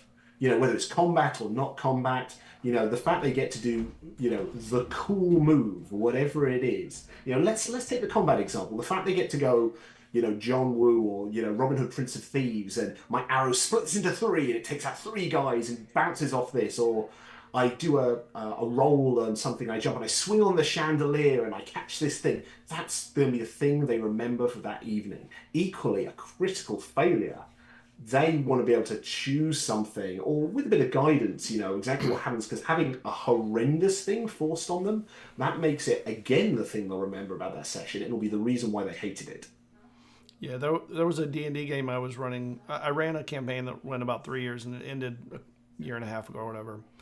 And the most memorable thing that happened wasn't the big bad defeat. It was when they had to use ancient Fey magic to cross dimensions, and it had to be done via music. And I put those performance requirements and tests to the limit, pushed them to the limit, and they had to build an orchestra of musicians that were capable, and it was the most collaborative, powerful thing they'd ever done, was using music to do the most powerful thing they could do, which in the game at the time was to cross dimensions to where they needed to get. And it was like, that was the musical bus ride, it was an amazing experience for them. And my God, they still talk about it 2 years later. I hear them mentioning it all the time. And it was like a 6-week arc, like all about just getting musicians and, finding them. We're teaching them to teach a couple. And there were a couple musicians in there who were trying to play it wrong if they got in, to make it dangerous for them. My God, it was just the funniest thing. There was a question that came up that I think is really interesting, and I'm gonna modify a little bit because it queries one group, but I think it should query both. So, do you create games meant for parents and kids to play together? And I'm gonna add to that: do you run games for parents and kids? And do you think it's always a good idea to have them together? Because I think sometimes, maybe from a psychology perspective, it may be good to separate and sort them away from each other. And I suspect teachers get a lot of odd questions about it from parents. I think there's 3 big questions here all at once. You can answer however you want. Squidsy, your light went on. Did it? I was muted. Okay. No, your light went on. I think you were like, I'm going to answer this one. Light on. So it's such an interesting thing. I've never thought about running a game for parents and kids, but I'm sitting here and I'm working the wheels and realize, again, a lot of my experience is teens, and I'm going, I think it's important to separate the two. At least if you ever wanted to do one together from just a therapist, kind of more of that therapeutic tabletop experience, running them separately first, because I think the parent would still try to be too much of a parent in a game if you did them together right off the bat. I can tell you that they 100% are in everyone I've run. Yeah. Parents are too parenty. Yeah. You could parent trap them and make them flip, where the parent is the kid. I have a counter example, but it's rare. I had a parent who jumped in with his 2 kids on an online game, and it ended up being absolutely phenomenal, but only because he was a player first. He really set his parent hat in the other room, and he had already seen his kids run through a game on their own and was really involved in coaching them on writing their stories. And they came to him with Dad, I want to write a story about da-da-da. What do you think? And so they were already generating story ideas together. So there was already a collaborative level of play, and there wasn't any hierarchy. And I think that's the thing, is that's one reason the collaborative rules really matter, especially for games designed for parents and kids, is you don't want to put the parent in a situation where they have to say, no, you can't do that, or this is the horrible consequence that happens because the rules say. Granted, good parents are going to look at that and go, no, I'm not doing that. But, don't set them up, right? Like, make sure that they know this is a collaborative thing where I'm going to work with you and I'm going to help you tell stories. I'm not here to tell you what happens. I do a lot of that. All of the Stories RPG material is designed so that kids can run it for other kids, but also parents can run it for kids. And that's also the reason we do the podcast, which we have all these lovely kids who post all these ridiculous reviews on Apple Podcasts that I am in love with. But I die the most when parents post up, because these are really legitimately all ages arcs. And listening to it with kids is a really great way to learn how that thing happens. Because I think it's really important. We're all talking about these skills. And it's great to talk about skills. Like, how do you run with kids? Well, you want to think about this. Well, you want to do this. When you're in the room with them, you can kind of get a blank and be like, wait, what do I do? Like, there's a lot of things in my head. And it's really helpful to have that modeling where you can listen to people doing, okay, well, you got to triumph with the trouble. What would you like that to look like? Do you want to skip over that role? Hearing people say those things, especially for folks who are used to the auteur model, can really help. So the majority, more than half of the games that I've run for kids have had parents at them, because I run at conventions and they'll bring, like, parents will bring their kids to these conventions, and that's the best. The home games, obviously, it's me, my wife, and both of my kids, and so the four of us. And I thought about this beforehand. This is one of the things I was actually interested to talk about with parents and kids, because if you're running like an ongoing campaign, especially in 5e, as we've talked about, it's one of the crunchier systems.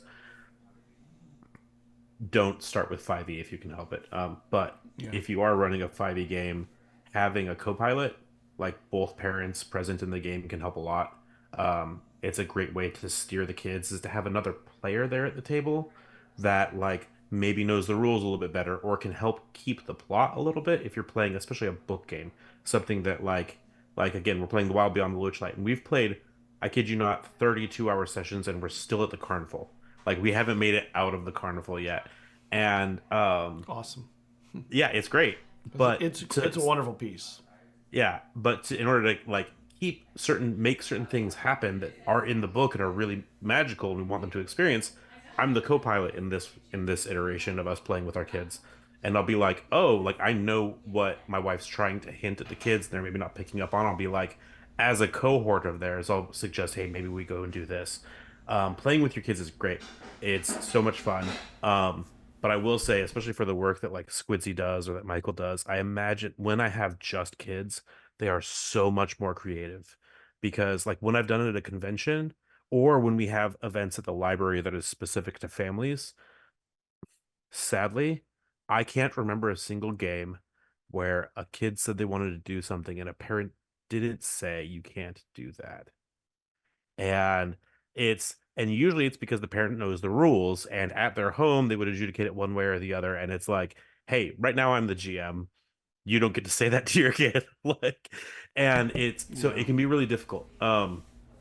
Granted, like, you can't, like, especially in a system with rules, giving them carte blanche can be dangerous, right?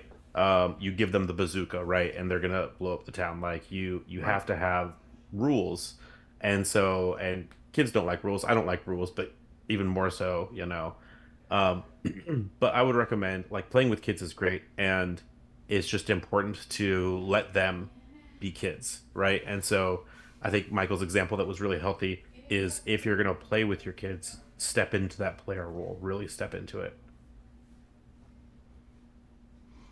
Yeah, I think it's a great opportunity to reimagine your relationship with your kid. It can be really helpful to realize you're completely on a level. And if you can enter into the game like that with a kid, you can become so much better connected by letting them have that agency. But you're 100% right. Letting kids have, I think a lot about third spaces. My ultimate goal as a teacher, and also as somebody who runs games and helps people tell stories together, I want that third space to be sacred. This is your place that isn't home, it's not work. This is your place where you're free to play. And these are the other people who you play with. And you can always negotiate how you shape your play world, but this is a place where you're safe to you're not going to hear no. You're going to hear yes, and or yes, but. And the but isn't going to tell you you can't do it. It's going to say, but how do we fit it with these other things? Or, but does anybody else feel upset about that so that we can negotiate? It's not a no. Or It's at the very always least, yes. you can try. Right. Right? Let's talk No about it. guaranteed success. And I have to ask, I mean, we've talked a bit about it back and forth, like the last 3 questions, but like, and I wanted to say it, but I'm going to say it now, is failure is so important. Like, it is some of the best parts of the game. And right, managing it with kids can be difficult. Managing it with adults can be really difficult. Like, but yeah, it's really important. DC and Dan, do you write when you create your games? Do you write with the when you're writing a game for kids? Do you take into account parents as part of your creative process? So I don't create games for kids, but I create my products, which at the moment are for D&D, and I do create them with the intention of supporting kind of crafting projects between kids and adults. So I make print at home, but custom print at home things. So essentially like a toolbox of everything that you need to make magic yourself, print it out at home. And yeah, I have, my licensing is that you can't share files unless it's between a parent and kid. So, supporting the parents and kids making things together, nice little crafting projects. Well, and I think that's just as important as playing with kids is that component of crafting. At the very beginning we talked about world building and crafting that world and that agency with the kids. Um, and I feel like that's just as important. I think that's super special that you've got that in there. One of the first things we did with our kids was make dice towers out of cardboard. That's so great. Yeah, I don't know. I found that like I want to do this with all my adults now. The problem is adults don't have enough time, but kids do. Every one of our games, like in between games, that's when kids write. We don't write in the session together. We write between games, and they only write if they feel like it, and they always feel like it. And the coolest part is whatever we read aloud at the beginning of the next session, of course it influences whatever we're doing. So yes, if you have a long lost brother, Chekhov's bazooka, he's gonna show up. Like your long lost brother is 100% part of the plot now, and I have to figure out how to incorporate it. And I think that's the agency again, right? Like they own the plot once they're creating things. Anything that gets them, making things their own, always brilliant. Well, I think I'm going to end with the positive question, which is, what final words of wisdom or guidance would you offer a GM thinking about running for kids or creating for kids? Because it's a different animal, but it can be a beautiful one. The journey can be amazing. I'm sure of that. So what would you tell somebody who excuse me, sorry, who hasn't done it but is thinking about it? I have notes on this, but I'm going to keep it short and sweet. 1-page RPGs. If you don't know where to start and you want to play with your kids, this is a stat I've been saving, but wanted to mention at the library when we advertise a game as D&D for teens and tweens, there's a wait list. It always fills up. There's always a wait list. We advertise something that's an RPG and it's not D&D, it doesn't always fill up. It is like a 2-to-1, the ratio of people that sign up for D&D, and it's that brand recognition we've been talking about. But the last game that they ran, my daughter came home saying best day ever when she just turned 9, so she finally gets to play with the tweens. And they played 3 kobolds in a trench coat. And it's a little bit longer than 1 page, but it's a short RPG. Cool. The next one they're playing is Darrington Press. What's it called? It's Familiars, something. But yeah, it's I don't know that yeah, one. it's called, what is it called? I had it open here. It's called A Familiar Problem, and it's a 1-page RPG put out by Marisha Ray. It's really good, and that's my number one recommendation is do something simple. If it all fits onto 1 page, both the rules and the plot, great. That's the right amount to start with. I would just say always make sure this is a vehicle for them to have fun, and never forget that. So when you're considering what you're going to run, what could happen in a story, think about, especially if it's the first time they've ever played a game like this, engineer this as a vehicle for them to have fun, and they'll come back for more. Nice. I'm sure the rest of you have some wisdom to share. I guess my biggest... Oh, I'm so sorry. Go ahead. I just say that as a GM in anything, we're learning so much in every game that we run, every system that we run, every group of people that we run it with. And I mean, that's just a great exploration. So be bold. Nice. Love that.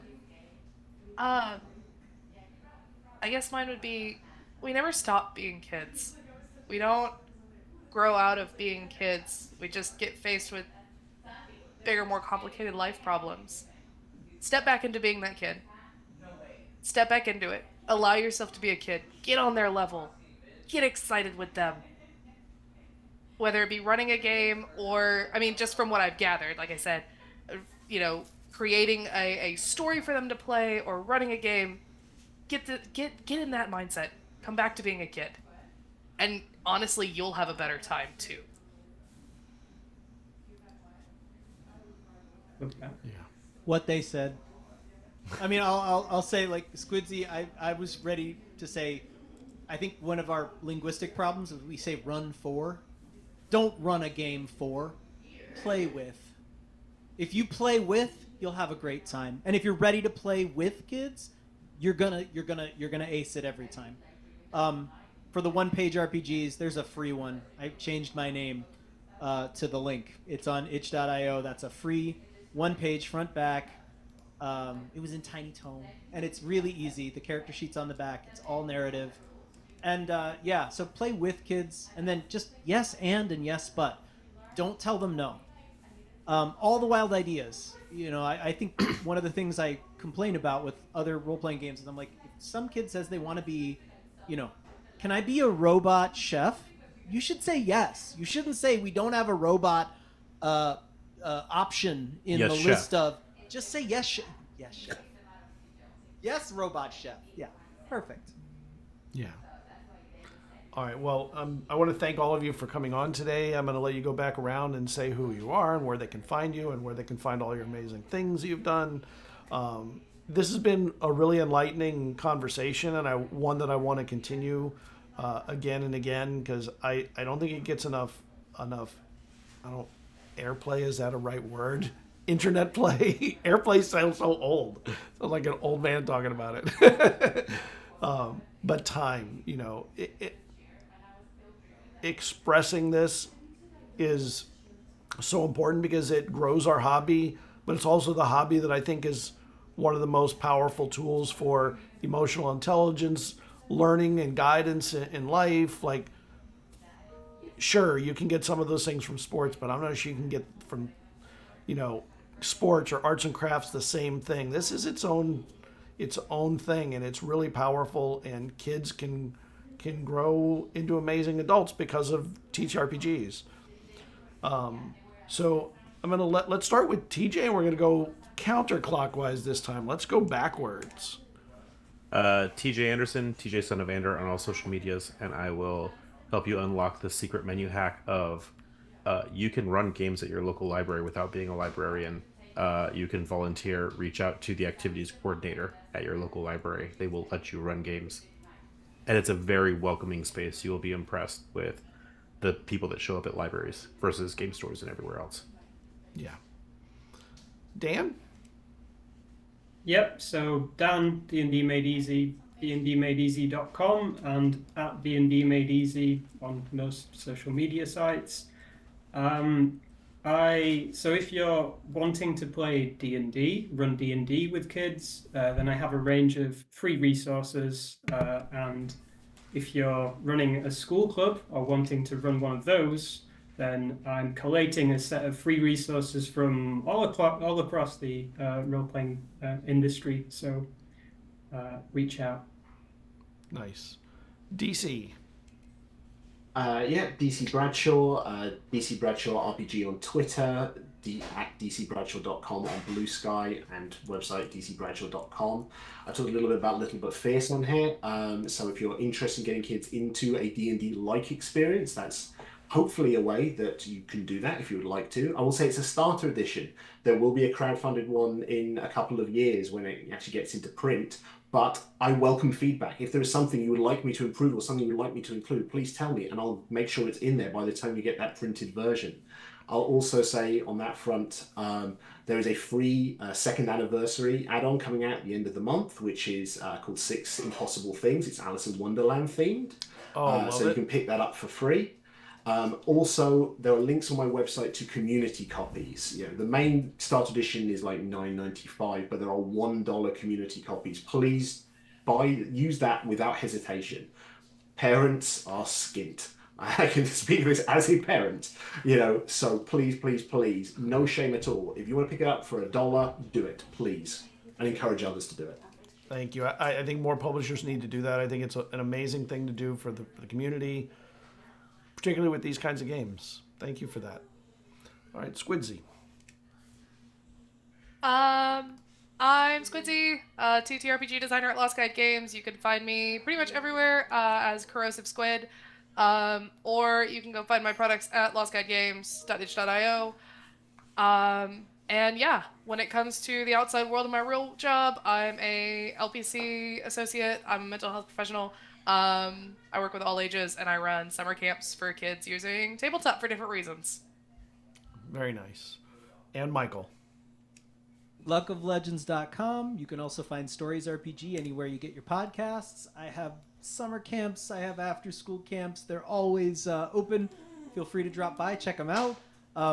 If you are somebody who is either a parent or a teacher who's interested in using an academic approach in your classroom, please reach out. I love to give away stuff to people who work with kids, and I do it all the time. So please, if you have any interest at all, contact me. I would love to hear from you.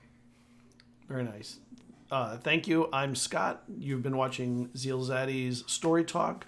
We do it about twice a month at this point. Last year, I know I did it every week. It was just overwhelmingly, just too much to do. We'll see you in a couple of weeks. Actually, we will see you next week. I have one next week. I'm my own idiot sometimes. Thank you for joining us. This will be up on YouTube in about a week, and on podcast, so you'll be able to enjoy it that way also. If you're on YouTube, like and subscribe, all of those things. We'll see you soon. Thank you, everybody. Have a good night.